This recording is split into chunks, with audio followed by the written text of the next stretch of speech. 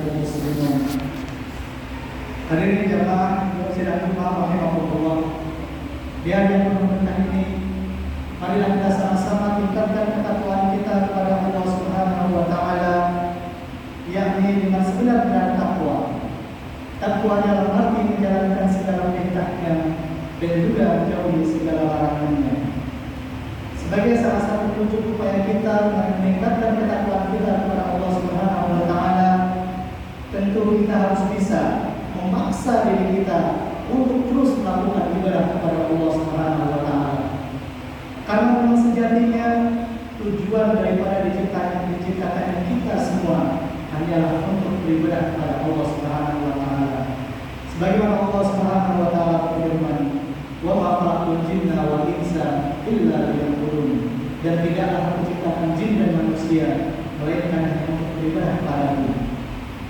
Meskipun demikian, perlu kita ketahui bahwasanya ketika Allah Subhanahu wa taala menjadikan seluruh makhluknya, mereka memiliki tujuan supaya beribadah kepada Allah Subhanahu wa taala, kita tentu harus tahu bahwasanya Allah Subhanahu wa taala itu sendiri pun sungguh tidak pernah membutuhkan ibadah yang kita sampaikan dan kita panjatkan kepadanya. Sedikit pun tidak. Dari mana kita tahu? Dari sabda Rasulullah SAW yang diriwayatkan oleh Imam Muslim, dibawa oleh salah seorang sahabat yang bernama Abu Dzar Al-Ghifari. Dan ini menjadi salah satu diskusi di mana Rasulullah SAW bersabda, Allah Subhanahu wa taala berfirman, "Ya ibadi, law anna awwalakum wa akhirakum wa insakum wa jinnakum kanu ala afqar qalbi rajulin wahid minkum ma zadalika fi mulki syai'an."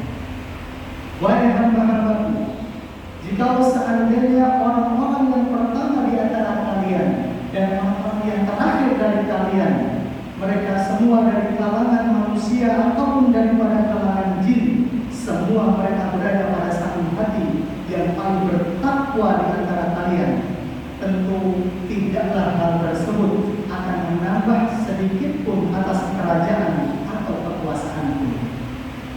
Allah Subhanahu wa taala berfirman, "Ya ibadi, law anna awwalakum wa akhirakum wa insakum wa jinnakum kanu ala afjuri qawli rajulin wahidin minkum ma naqasa dzalika min mulki syai'an." Wahai hamba-hambaku, kalau seandainya orang-orang yang pertama di antara kalian dan orang-orang yang terakhir di antara kalian, baik dari kalangan manusia ataupun dari kalangan jin, dan apabila mereka semua berada dalam satu hati yang paling durhaka sekalipun di antara kalian, tentu kita semua tidak akan mengurangi sedikit pun daripada kekuasaanku. Hadis riwayat Muslim. Masyaallah muslimin rahimahumullah. Jika kita tadi melihat bahwasanya Allah Subhanahu wa taala memberikan tujuan diciptakannya kita semua untuk beribadah kepada Allah, tapi di satu sisi Allah Subhanahu wa taala tidak membutuhkan ibadah yang kita panjatkan kepadanya. Lantas mau apa kita beribadah? Maka jawabannya adalah liyabluwakum ayyukum ahsanu amala. Karena ibadah yang kita lakukan kepada Allah itu menjadi sebuah ujian di antara kita. Siapa di antara kita yang paling baik amal solehnya di mata Allah Subhanahu wa taala? Karena sejatinya baik kebaikan ataupun keburukan yang kita lakukan, semuanya akan kembali kepada kita semua. Bukankah Allah Subhanahu wa taala berfirman, "In ahsantum ahsantum li anfusikum wa in asa'tum falaha." Dan apabila kalian melakukan kebaikan, maka sungguh kebaikan itu akan kembali kepada diri kalian sendiri. Wa in asa'tum falaha. Dan apabila kalian melakukan keburukan, maka itu pun akan kembali kepada diri kalian sendiri. Jika kita melihat ayat ini, kita akan melihat bahwasanya dalam kehidupan kita ini, kita selalu dihadapkan dengan yang namanya sebuah pilihan. Kita diperintahkan untuk memilih, untuk menjadi seorang muslim yang baik atau muslim yang buruk, menjadi orang kafir atau menjadi orang muslim, menjadi orang yang taat atau menjadi orang munafik, menjadi orang yang soleh ataupun ingkar kepada Allah Subhanahu Semua itu adalah pilihan. Bahkan jika kita melihat bagaimana perjalanan hidup Rasulullah SAW, Allah pun memberikan pilihan kepada Rasulullah SAW. Ingat ketika Rasulullah SAW diberangkatkan oleh Allah Subhanahu Wa Taala melalui peristiwa Isra dan Mi'raj ke langit ketujuh, di mana dalam perjalanan itu Rasulullah SAW dihidangkan kepadanya oleh malaikat Jibril dengan segelas susu dan segelas khamar. Tentu khamar di sini adalah khamar yang berada di surga, bukan khamar dalam bentuk yang ada di dunia. Dan kemudian Rasulullah SAW pun memilih segelas susu yang menjadi malaikat Jibril pun langsung menyanjung Rasulullah SAW, karena itu menjadi fitrahnya manusia. Jikalau pada saat itu Rasulullah SAW memilih yang namanya khamar, tentu itu bisa menjadi pembenar bagi mereka yang seringkali mengkonsumsi yang namanya khamar. Atau kita juga melihat bagaimana ketika Rasulullah SAW tengah melakukan perjalanan dengan dua sahabatnya yang bernama Abu Musa al-Ash'ari dan juga sahabatnya yang bernama Mu'ad bin Jabal radhiyallahu anhu, di mana ketika Rasulullah melakukan perjalanan dengan dua sahabatnya ini, ketika malam datang, kemudian mereka semua tertidur, Rasulullah terbangun sendiri dan kemudian bermunajat kepada Allah Subhanahu Wa Taala. Ketika dua sahabatnya bangun mencari Rasulullah, tidak mendapatinya, dan akhirnya keduanya pun mencarinya, dan kemudian keduanya mendapati Rasulullah SAW tengah bermunajat kepada Allah Rabbul Alamin. Maka ketika munajat Rasulullah SAW kepada Rabbnya, di situ Rasulullah diberikan dua pilihan.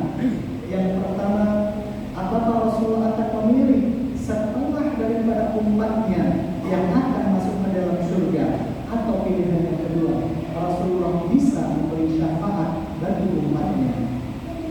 Maka Rasulullah pun memilih pilihan yang kedua, yakni memilih untuk bisa memberikan syafaat kepada seluruh umatnya. Dan ini merupakan sebuah pilihan yang krusial, sebab menyangkut hidup daripada umat manusia. Maka jikalau beliau memilih setengah daripada umatnya saja yang masuk ke dalam surga, lantas bagaimana nasib setengah daripada umat yang lainnya? Maka kita melihat dalam sebuah hadis yang lainnya, ketika seorang muslim pun memiliki sebuah keimanan, memiliki sebuah kebaikan meskipun hanya sebesar biji sawi, dan dia telah masuk ke dalam neraka, Rasulullah SAW pun memberikan syafaat kepada mereka untuk bisa masuk ke dalam surga. Atau bahkan sampai dalam riwayat lain, ketika Rasulullah SAW hendak dijemput nyawanya oleh Allah Subhanahu Wa Taala, dan saat itu pada saat sakaratul maut, yang saat itu berada di pangkuan Aisyah radhiyallahu anha, di mana Rasulullah selalu mengucapkan ar-rafiqul a'la, tempat yang paling tinggi. Para ulama mengatakan bahwasanya pada saat itu Rasulullah SAW diberikan pilihan, apakah ingin tetap di dunia ini atau kembali kepada Allah Subhanahu Wa Taala dan berkumpul bersama para nabi, para syuhada dan para sholihin. Maka Rasulullah pun memilih dengan mengucapkan ar-rafiqul a'la, tempat yang paling tinggi. Di mana setelah 63 tahun nanti Rasulullah SAW di atas muka bumi ini untuk mendapatkan agama Allah Subhanahu Wa Taala, dan akhirnya beliau pun memilih untuk mendapatkan tempat yang tertinggi di sisi para nabi, para orang-orang soleh dan para syuhada. Masya Allah muslimin rahimahumullah. Maka kita melihat dalam kehidupan kita ini seringkali diberikan pilihan yang fundamental, pilihan yang krusial, yang menjadi penentu bagi diri kita, yang berdampak pada diri kita bukan hanya pada saat itu saja, tapi berdampak juga kepada masa depan, bahkan sampai hari akhir nanti. Kalau kita melihat bahwasanya tadi kita melihat berbagai macam pilihan Rasulullah SAW dengan pilihan yang begitu bijak, beliau memilih dengan pilihan yang memiliki dampak yang sangat besar kemaslahatannya, yang begitu luas, panjang dan menyeluruh manfaatnya. Yang menjadi pertanyaan adalah, lantas bagaimana dengan pilihan kita? Masya Allah, ketika kita berada di dalam perut ibunda kita, Allah Subhanahu Wa Taala mengatakan kepada kita, Qul alastu birabbikum, bukankah aku ini adalah Tuhan kalian semua? Kita mengucapkan qalu bala, kita mengucapkan iya ya Allah. Kita mengakui keesaan Allah Subhanahu wa taala. Dan kemudian kita dilahirkan dari rahim ibunda kita. Kemudian kita memilih diri kita menjadi seorang muslim yang beragama Islam. Maka ketika kita memilih sebagai seorang muslim, kita pun harus bisa mempertanggungjawabkan pilihan kita. Pertanggungjawaban itu adalah sebagai wujud daripada bentuk seharusnya totalitas kita dalam menjalankan segala perintah Allah dan menjauhi segala larangannya. Maka ketika kita sudah memilih, kita harus tentu totalitas di dalamnya dan kita harus bisa beristiqomah. Kita memilih menjadi seorang muslim, maka jadilah kita menjadi seorang muslim yang taat, bukan muslim yang setengah-setengah. Bukan Allah Subhanahu wa taala berfirman, "Udkhulu fis-silmi kaffah." Masuklah ke dalam agama Islam secara kafah, secara keseluruhan, secara totalitas. Dalam konsep totalitas itu berarti kita harus bisa mampu untuk menghadapi segala bentuk konsekuensinya. Apa konsekuensinya? Kita harus bisa dan mampu secara totalitas semaksimal mungkin untuk bisa menjalankan yang namanya hukum Islam. Ketika Allah perintahkan kepada kita sholat, maka kita harus bisa mampu semaksimal diri kita untuk menjalankan sholat. Ketika Rasulullah perintahkan kita untuk bisa sholat berjamaah di masjid sebagai seorang laki-laki, maka kita pun harus bisa memaksa diri kita untuk sholat berjamaah.